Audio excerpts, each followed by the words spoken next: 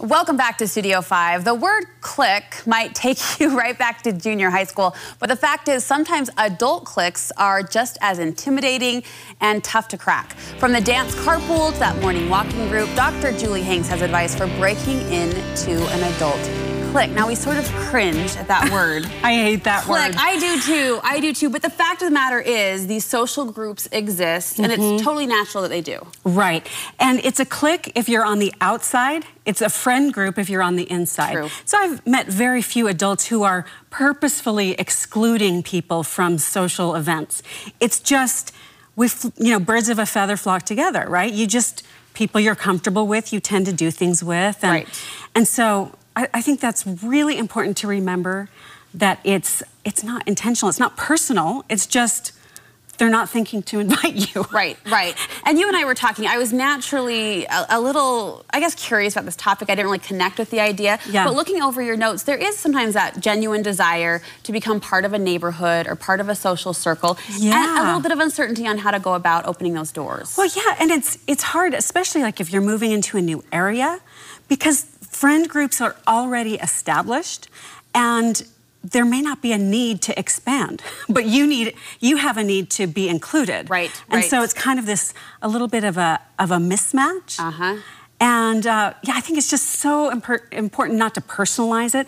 I mean, I remember working with a client where she was on the outside of social groups, and it was really hard for her to break in. But anytime she saw something, this group did, they went on a trip together, or they went to dinner together as a bunch of different couples, it pained her. And so I really helped her realize, look, this is not about you. How can we help you integrate into this existing group? And just recognizing, like you said, the needs of that group, that it might not be comfortable or accommodating for them to open it up to one more for whatever reason. Or they may not even think, they may not care. They just don't know you Didn't want cross to. Their mind. Right, exactly. So I like to give people the benefit of the doubt, and that it's, I like that. It's not personal. I like that. It is also really hard, almost impossible, to take on a whole group. So you recommend going more one-on-one.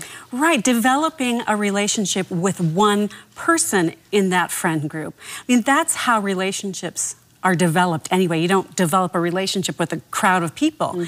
It's one-on-one kind of thing. And I think that's so important, because that person can then open a door to other social situations or include you. And then you can broaden your friendship groups. This one-on-one relationship approach really worked for you, you said, when you moved into a new neighborhood. It did. So, I moved into a neighborhood that was very established.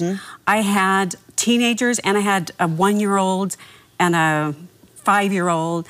And so, I was kind of in two different kid groups, and there was a friend or a neighbor on my street that had kids, same gender, same age as my little ones, and then she also worked part-time, so we had just a lot in common.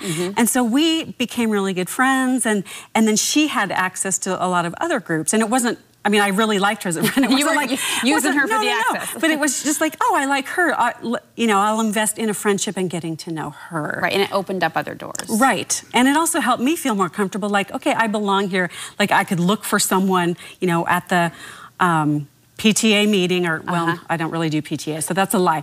But at the church event. There you go. So, people at my kids' school are like, we don't see Julie at the PTA. But anyway, just one at a time. It's just easier, and it doesn't feel so overwhelming too. All right, this next piece of advice is great advice. This is where it starts to get uncomfortable, though. You want us to outright ask, not, sprinkle some hints around the situation. Gee, I would love to be invited to that book club sometime. Like, I just do not like, and this is my personality too, like, I want people to take responsibility for, you know this, for what they, ask for what you want. Ask for what you want. So being direct, hey, I would love to be included in that book club if there's ever, if there's room for one more. Or, I'm looking for a dance carpool. Any chance I could join in with you? Just ask. Don't do this like, I wish I had more friends in the neighborhood. Woe is me, yeah. That puts, like, if someone does that to me, I'm like, no. Can't do that. No, The uncomfortable part, though, is that requires a lot of relationship maturity, right? Right. Conversational maturity. And if the other person doesn't meet you at that level, it can get really awkward if you outright ask them and they're kind of hedging and uncertain. It is, but you know what? We're grown-ups. It's like, well, then move on.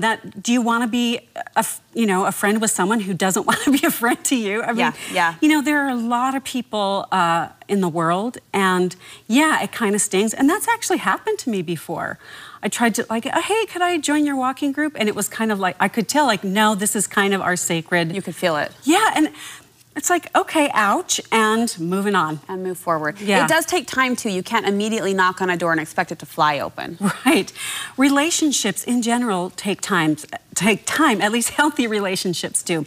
And a researcher, Brene Brown, who I just love, she uses the analogy of a marble jar. One of her kids' teachers said, you know, when you're well-behaved, you'll get a marble in the jar, the whole class will, and then when it's full, we'll have a party.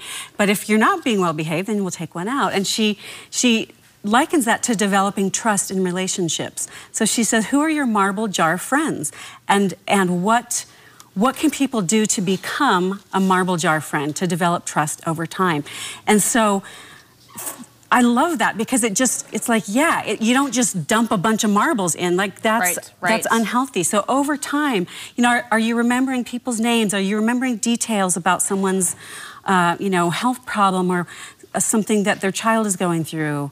Those kind of things for me put marbles in the jar. If you're including me in something you don't have to include me in, there's a marble. Right. And so it takes time to fill up that jar. Yep.